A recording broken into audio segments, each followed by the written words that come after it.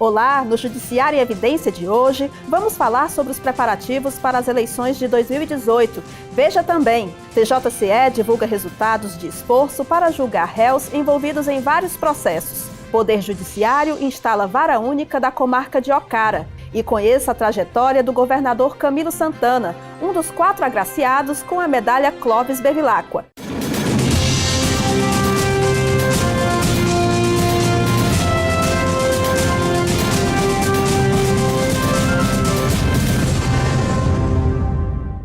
O resultado do segundo ciclo do MASP, Movimento de Apoio ao Sistema Prisional, foi apresentado durante sessão do órgão especial do Tribunal de Justiça do Ceará. Durante 150 dias, magistrados da área criminal de Fortaleza deram prioridade às ações de réus presos que respondem a 6 ou mais processos. A juíza Jacinta Inamar Franco Mota, coordenadora das varas criminais de Fortaleza, fez a apresentação do relatório do segundo ciclo do MASP, realizado de 20 de setembro de 2017 a 23 de março de 2018. Durante 150 dias, foram priorizadas ações de réus presos com 6 ou mais processos no primeiro grau e 3 ou mais recursos no segundo grau. 525 processos foram selecionados, com 202 réus envolvidos no primeiro grau. 325 sentenças foram proferidas. Já no segundo grau, foram identificados 283 processos e 137 réus no perfil do programa. A força-tarefa terminou com 119 sentenças prolatadas. Entre os fatores que dificultaram a execução do projeto, os mais comuns são cumprimento de carta precatória, ausência de testemunhas, remarcação de audiência e cumprimento de mandados. A apresentação dos resultados ocorreu no dia 19 de abril. Logo em seguida, o órgão especial do TJCE aprovou a realização do terceiro ciclo do programa, com um novo recorte, réus com 5 ou mais processos no primeiro grau. Nós estamos apostando que a expertise adquirida nesses 2 ciclos seja ainda mais incrementada com os julgamentos na próxima fase, já que nós aumentamos o raio de ação. A força-tarefa envolve magistrados e servidores de 25 varas criminais de Fortaleza e das 3 câmaras criminais do TJCE, além de Ministério Público, Defensoria Pública e Ordem dos Advogados do Brasil. O desembargador Raimundo Nonato Silva Santos é o supervisor dos trabalhos. Há um esforço coletivo em relação a esse movimento e ele tende a se expandir em relação ao Estado do Ceará. O presidente já disse, quando informatizar, vai interiorizar esse movimento. A juíza Jacinta Mota acrescenta que, a partir dos resultados do MASP, o Estado poderá traçar políticas públicas voltadas à ressocialização dos presos. Vai poder programar aonde eu vou colocar esse cidadão, quantos anos ele tem de pena para cumprir comigo, em que programa eu vou adequá-lo. Qual é o perfil dele? Como eu posso ajudar e ressocializar esse homem? Antes isso não era possível. Isso dá para ele também uma sensação de prestação jurisdicional e que ele pode recomeçar, porque ele já pagou o que devia. A terceira vara do júri de Fortaleza realizou o primeiro julgamento do Nordeste por meio de videoconferência. Aparentemente, um júri igual aos outros, mas a cadeira do réu, ao lado do advogado de defesa, estava vazia. O acusado se encontrava no Presídio Federal de Catanduvas, no Paraná, enquanto magistrado, promotor de justiça, advogado e testemunhas ficavam no terceiro salão do júri do Fórum Clóvis Bevilacqua, em Fortaleza. A sessão, presidida pelo juiz auxiliar Felipe Augusto Pergentino Maia, ocorreu no dia 19 de abril e foi considerada um sucesso. Conseguimos realizar a sessão sem nenhuma intercorrência, o link com a internet perfeito, ele pôde ser ouvido, ser interrogado. Antes do interrogatório foi dado ao acusado o direito de conversar por telefone por meia hora com o advogado. No interrogatório ele ficou com o telão de frente para os jurados puderam fazer perguntas, pôde fazer a defesa pessoal dele por meio do link. Então, assim, tudo devidamente assegurado nos termos que são previstos na Constituição. A utilização da videoconferência em audiências e sessões de julgamento é uma orientação do Conselho Nacional de Justiça. Entre os benefícios do uso da tecnologia está a segurança e a economia de recursos. Garantia da ordem pública, a economia financeira principalmente, porque é um indivíduo de alta periculosidade desse, ele não viria de um presídio desse federal para cá, no mínimo com 5 policiais, vem estadia de hotel, vem alimentação, vem passageiro. E outro detalhe também, o perigo de resgate. O promotor que atuou no caso elogiou a iniciativa do Judiciário Cearense. Foi excelente iniciativa, tanto aí vai os elogios aos juízes e ao Tribunal de Justiça, por ter sido realizado o primeiro julgamento com interrogatório no júri feito por videoconferência. O processo, os instrumentos, tem que acompanhar a revolução da tecnologia e acompanhar a evolução da sociedade. A gente precisa utilizar essa tecnologia. Espero que, a partir de agora, vários julgamentos possam acontecer dessa forma. O Poder Judiciário Cearense instalou a Vara Única da Comarca de Ocara. Confira mais detalhes com a repórter Camila Carneiro. O Fórum de Ocara, onde funciona a Vara Única, fica no centro da cidade. A instalação da unidade ocorreu no dia 25 de abril. Antes disso, a comarca era vinculada a Chorozinho e o juiz se deslocava periodicamente para analisar os casos.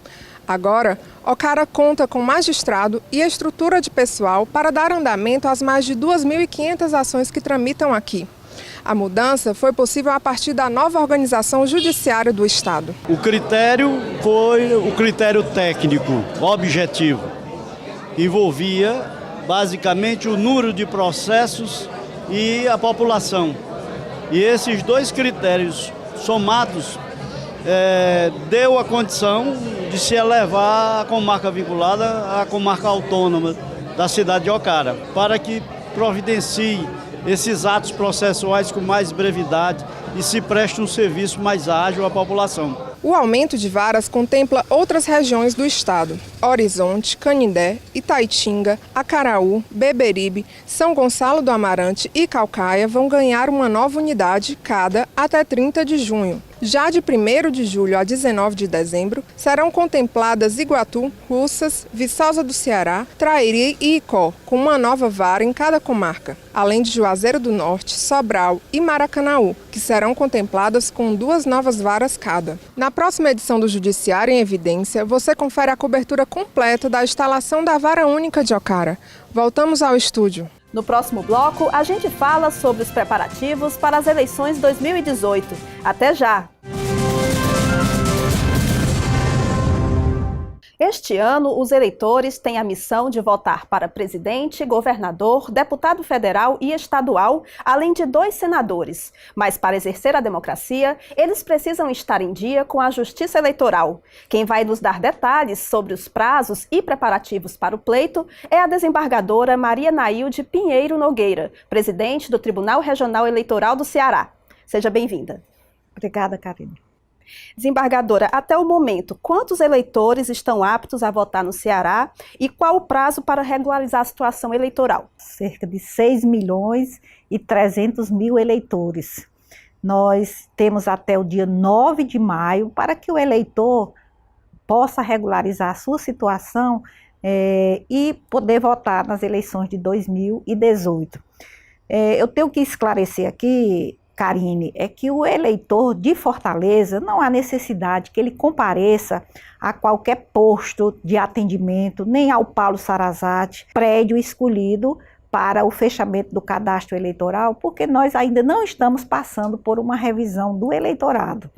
Então, ele pode deixar para que depois das eleições ele possa ir e fazer a sua biometria. Mas aquele que quer adquirir uma segunda via, quer fazer uma transferência, quer fazer uma mudança de local de votação, aí ele sim terá que ir até o dia 9 de maio, porque nesse dia encerrará o cadastro eleitoral em todos os estados da federação. No entanto, hoje nós temos o e-título, que é, eu digo, um aprimoramento em que hoje, através da via eletrônica, ele poderá acessar o seu título eleitoral, saber qual é a sua sessão, saber qual é o seu local de votação. E, desembargadora, com relação à biometria, quantos eleitores já foram cadastrados no estado? Nós já conseguimos alcançar um índice de 75% do eleitorado no estado do Ceará. Aqui em Fortaleza, esse trabalho poderá se estender até 2020,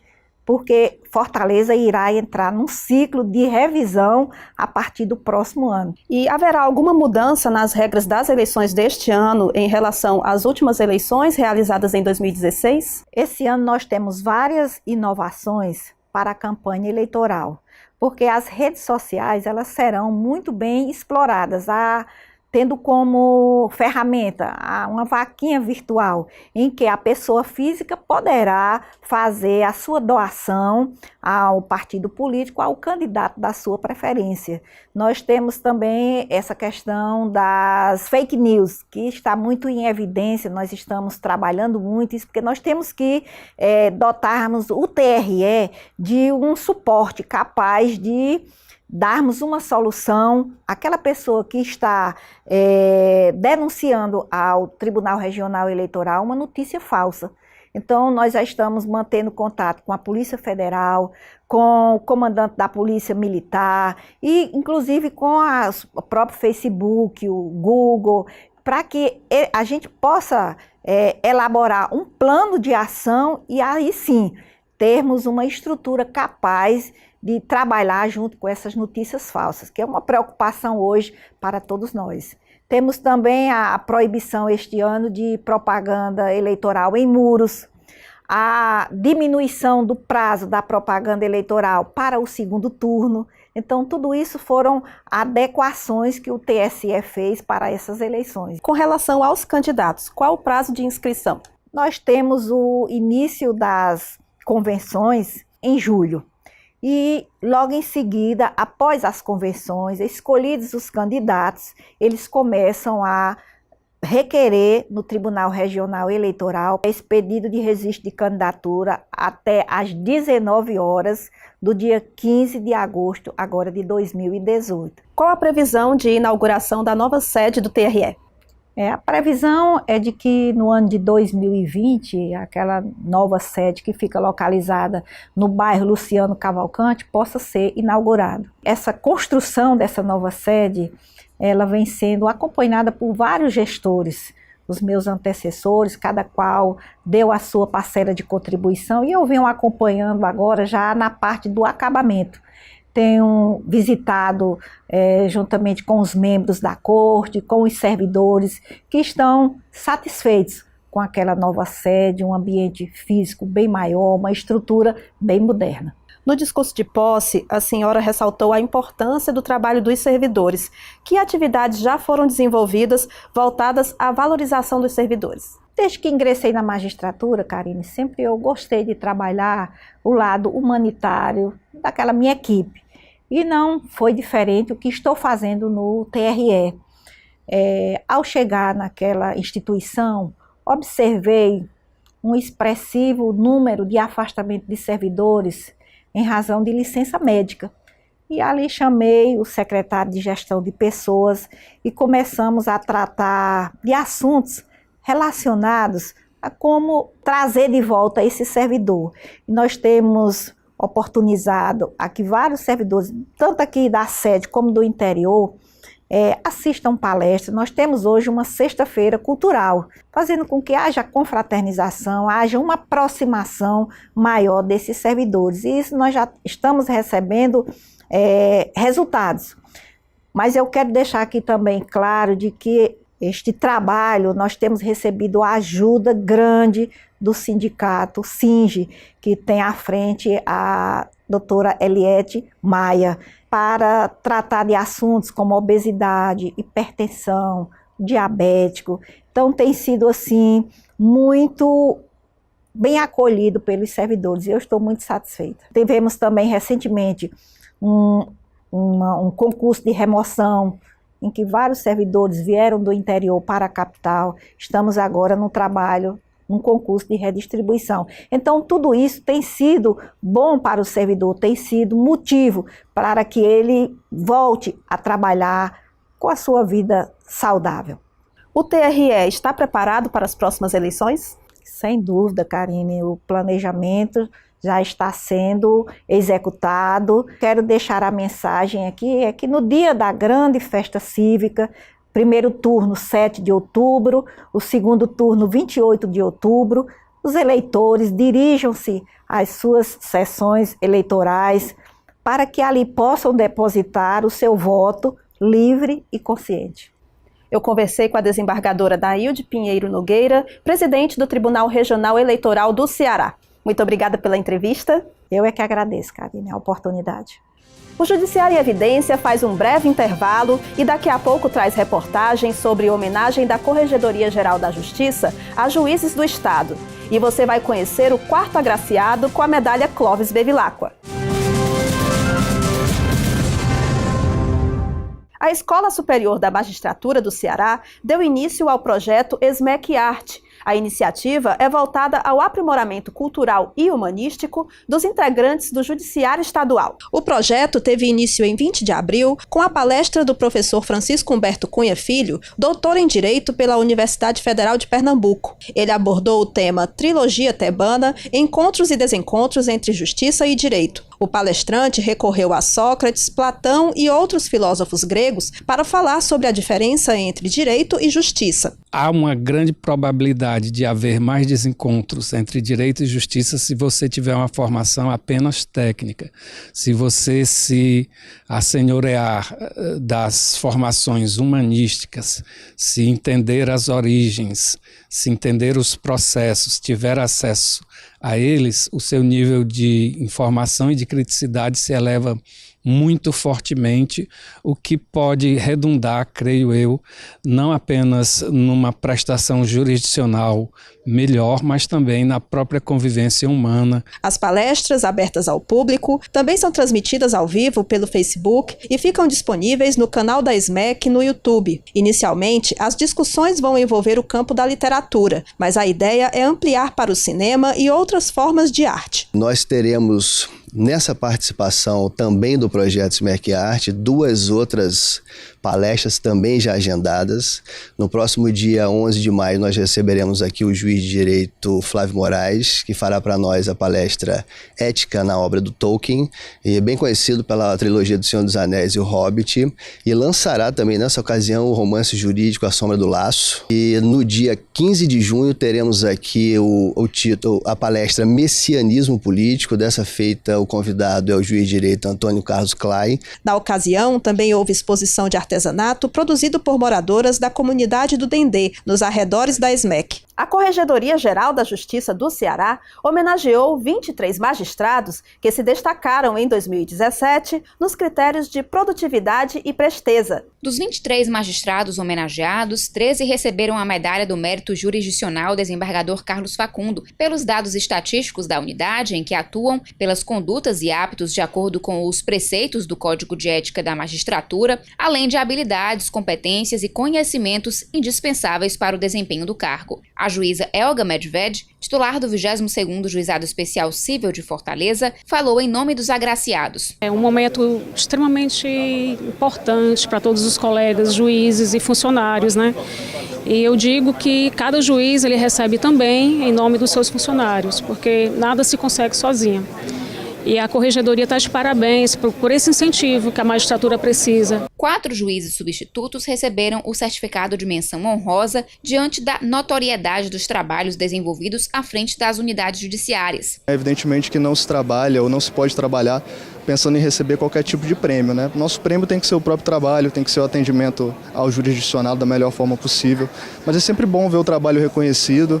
E muito importante, um fator de muita motivação. Outros 6 magistrados receberam certificado de mérito de produtividade pela soma do número de sentenças, decisões interlocutórias, audiências e despachos, sem descuidar da melhor técnica aplicada nos pronunciamentos judiciais. Representa o reconhecimento de um trabalho em equipe, representa o reconhecimento da Corregedoria, não a minha pessoa, mas a pessoa dos servidores que fazem a terceira vara criminal. Para o Corregedor-Geral, desembargador Darival Bezerra, as homenagens têm o objetivo de mostrar à sociedade cearense a excelência dos magistrados. Temos neste auditório, com a mais absoluta certeza e segurança, a melhor cepa de juízes de primeiro grau com ofício no estado do Ceará durante o ano de 2017. Durante a cerimônia, o Corregedor-Geral prestou homenagem ao desembargador Carlos Facundo, patrono da premiação, pelos relevantes serviços prestados ao judiciário cearense na época em que foi Corregedor-Geral da Justiça, de 1994 a 1997. A juíza Rosilene Facundo, representando a família, recebeu placa em agradecimento. Darival Bezerra também homenageou o desembargador Francisco Salles Neto, responsável pelo nome da comenda, na época em que foi Corregedor-Geral da Justiça, de 2013 a 2014. 2015. Os filhos do magistrado e a viúva, Maria de Fátima Evangelista, receberam a réplica da medalha como forma de reconhecimento. A solenidade ocorreu no dia 20 de abril, no auditório da Corregedoria Geral da Justiça do Ceará. O presidente do TJCE, desembargador Gleidson Pontes, ressaltou a importância da honraria como forma de estimular a magistratura estadual. Eu estou feliz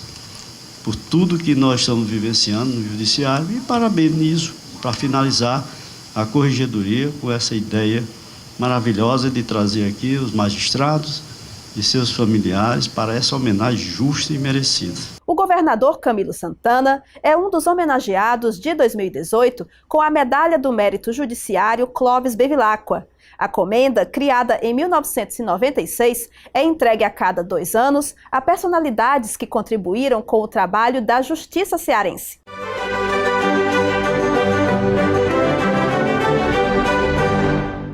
Cearense nascido no Crato, na região do Cariri, Camilo Sobreira de Santana é o terceiro dos 4 filhos da assistente social Ermengarda e do ex-deputado Eudoro. Influenciado pelo pai, demonstrou interesse pela política ainda muito jovem. Quando estudava engenharia agrícola na Universidade Federal do Ceará, teve a primeira experiência. Fui presidente do centro acadêmico, fui do diretório central dos estudantes, depois fui candidato lá no Cariri, e depois fui chamado pelo governador Cid para ser secretário, fui 8 anos secretário do Cid, fui eleito deputado e aí fui escolhido dentro desse projeto para ser o candidato a governador do estado, dando sequência ao governo do governador Cid. À frente do Poder Executivo desde o dia 1º de janeiro de 2015, Camilo Santana deu início a projetos que possibilitaram o estreitamento das relações com o Judiciário, como o Pacto por um Ceará Pacífico, lançado em agosto daquele ano, com o objetivo de construir uma cultura de paz em todo o território cearense, a partir de políticas públicas interinstitucionais.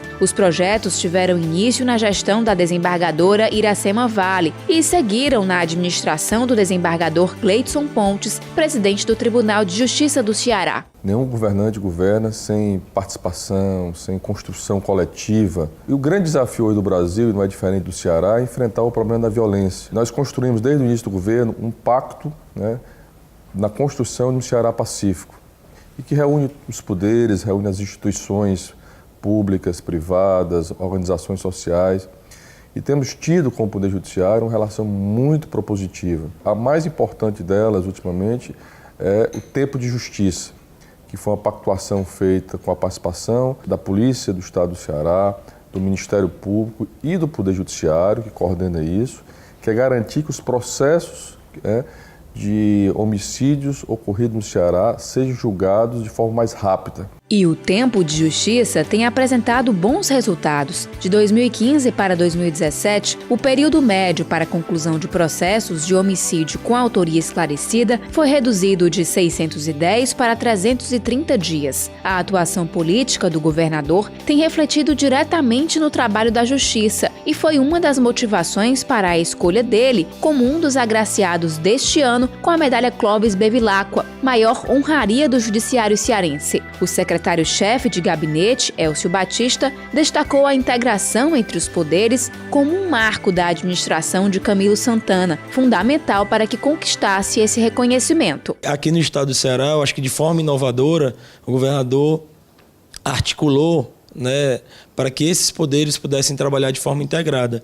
Eu acho que os resultados a gente começa já a enxergar, a gente já começa a ver, a população já começa a ver uma nova dinâmica, uma nova relação do Executivo com o Judiciário, do Executivo com o Legislativo. O grande mérito da relação do Executivo com o Judiciário e da liderança do governador Camilo Santana é que os resultados disso vão produzir uma sociedade melhor. A primeira-dama do estado, Onélia Leite, acompanha Camilo desde 2004. Para a juazeirense, a medalha é fruto de muitos anos de dedicação aos interesses públicos e representa um orgulho para a família. Um orgulho muito grande, um orgulho como esposa, orgulho para os nossos filhos, para o presente e para a história do Ceará. O Camilo é um homem que se preocupa muito com o próximo, Então, uma característica muito forte dele é essa, de sensibilizar com o próximo, com as dificuldades das pessoas que mais precisam. Camilo e Onélia são pais de Pedro, de 7 anos, e Luísa, de 6. Apesar da idade, aos poucos as crianças compreendem o trabalho do pai